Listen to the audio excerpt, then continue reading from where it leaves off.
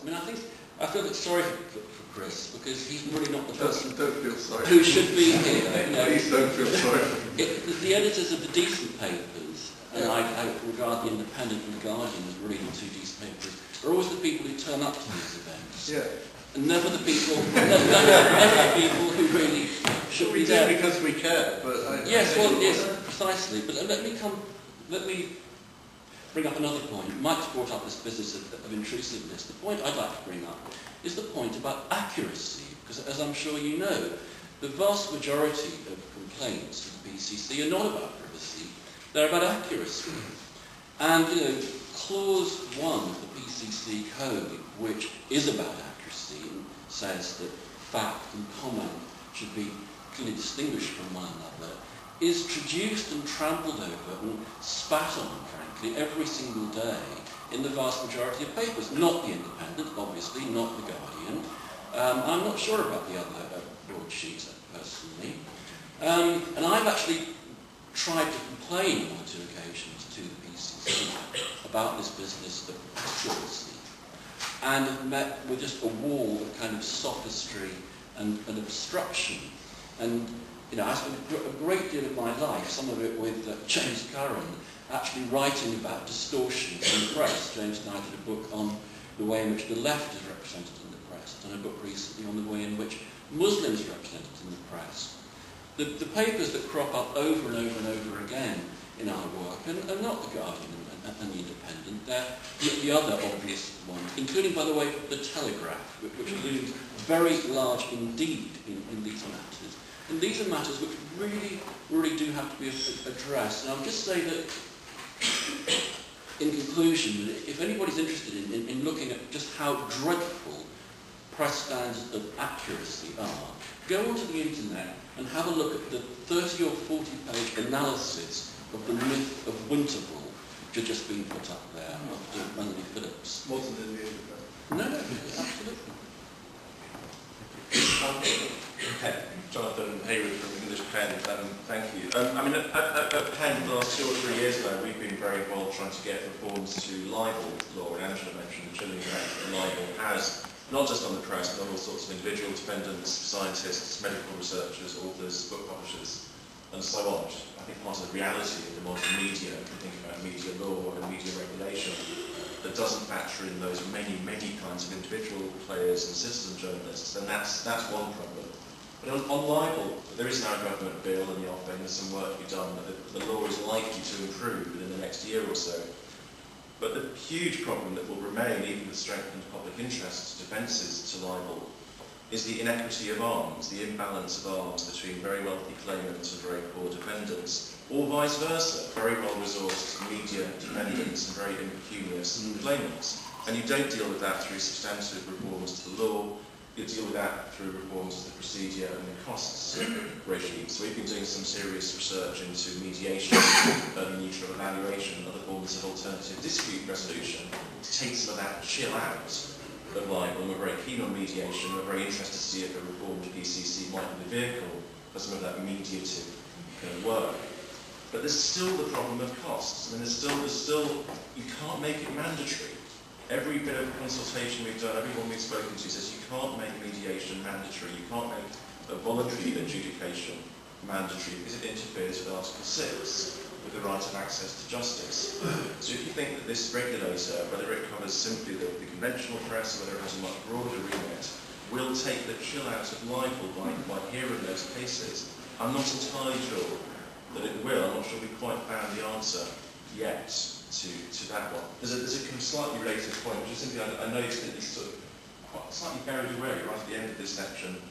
The final sentence, additional statutory funding would be required in recognition of the public service performed by the Commission, which seems, in a single sentence, to beg some enormous questions about where that funding comes from and which part of government oversees the allocation of those funds. And it comes back to my main point, which if it was in some way to be part of the courts and tribunal service, then you would get around the Article 6 problem, and it would have the independence that the judiciary has, but it would certainly not be self-regulation in any meaningful sense of the term.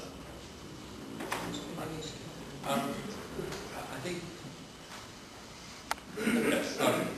Sylvia, and then I'll turn to you, Chris, to respond, and Martin and Angela. Sylvia Harvey, Sylvia Harvey, voice of the listening Europe. I think the point is very well taken by Chris, that there is a danger that the remedy could be worse than the crime. And certainly once you press a button in the vast monopoly of the state, and High Court judges are involved and so on, things can go galloping off in all sorts of strange directions. I think that point is well taken. But the point I would like to make in parallel with that is that there's a kind of displacement going on in terms of what are the most important forms of damage. Now, Mike Jemison has eloquently pointed out the damage to people who have very little power in terms of being misrepresented. But the other key damage that I feel has been rather hidden by this process is the damage to politicians' level of democracy. Now, we've seen politicians being very worried about the expenses scandal. Here, in a way, they're getting their own back. They're finding somebody else to, identify as the problem, namely the press. But the damage to powerless people, we can look at in relation to the damage to what we bring, arguably one of the most important things we discovered in this whole process is the people that we elect to represent us can't be trusted to do that because they're afraid. So the issue becomes more an issue of bullying at a level of democracy and how democracy works. Because if the people that we elect are frightened of newspapers, they can't do their job. And I would suggest that part of what's going on now is a hiding of that truth. Thank you. Perhaps I can stir it before I turn to Chris. The Eurobarometer survey showed that 90% only of the British people trusted the British press. That was lower than in any of the 28 countries that were surveyed. And that finding has been true not just during the period of scandal, it's been true for years. So that seems to me to suggest that the problem isn't simply hacking in one road paper, that it's a bigger problem. And the question then perhaps becomes, is it to do with the culture of journalism? Why is there so much distrust? And the second point I'll throw to Angela and to Martin, the original recommendation for the Press Council proposed by the First Royal Commission had the idea of doing research, of monitoring the performance of journalists, of creating a critical debate, the kind of debate that takes place amongst broadcasters but doesn't tend to take place in the same way amongst print journalists. And I noticed in your paper you weren't talking about that aspect of self-regulation. So challenges in both directions. Chris? Gosh, I've gone from Jesus to now somewhere at the very bottom of society, all in the space of 10 minutes. Look, there is a problem with the press. I have no question in my mind there's a problem with the press. I didn't say it was one rogue newspaper. I said some rogue reporters, one activity. But I've asked this question. If we all accept, and I think everyone in this room accepts, and by what you've just said, a large proportion of the British public accept, there is something fundamentally wrong with the British press. Let me ask this question. Is a judicial inquiry headed by a judge the right form of deciding that issue? Because that is what is being decided. That's what's being determined. And the backdrop for that inquiry is phone hacking. It's not anything else. Without phone hacking, Leveson wouldn't exist. All the evidence we're going to be hearing in the next few days, and we're already hearing it today from Millie Dowler's parents and onwards, is about phone hacking. It's not about anything else. So we've got ourselves into a really strange space where Lord Justice Leveson, aided by some people who aren't, in my view, representative of the sort of journalism I do, on the panel. They're on his panel. They were asked, because of phone hacking, to form a panel to look into the ethics of the British press. I'd ask this question, is that the right way for these issues, for Angela's issues, for the issues about people killing themselves because of the excesses of the tabloid press? Actually, is this what There's a judicial inquiry that's going to last 3 years, or it could be longer, God knows. Is that the right way for this to be determined? Because that's where we have got, and his main issue is going to be phone hacking, because that's where it started. First of all, just to say, it's not just people who are coming before him next week and the week after to talk about phone hacking. Actually, McCann coming before him, the Watsons from Scotland, many of them actually who are coming before him are not talking about phone hacking, they're talking about other forms of intrusion and abuse. On the specific, I think there is an important question here about the hammer to crack the nut, and to come back to Julian Petlin's point really, which is that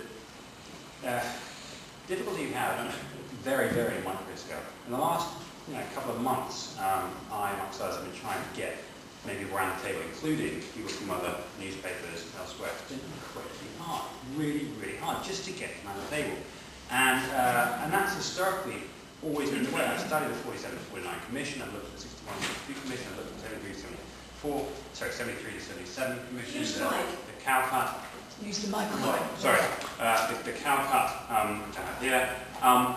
The problem almost all the way along is getting the people you want to round the table and getting them to have a serious discussion. And it's so hard, in fact, that actually you do end up almost in the position of a hammer to crack a nut. And what have we got? Well, we have 2 seminars, the lessons where haven't even started, and then we have clarifications and corrections on page 2 of the Mail, and now I understand on page 2 of the Mirror.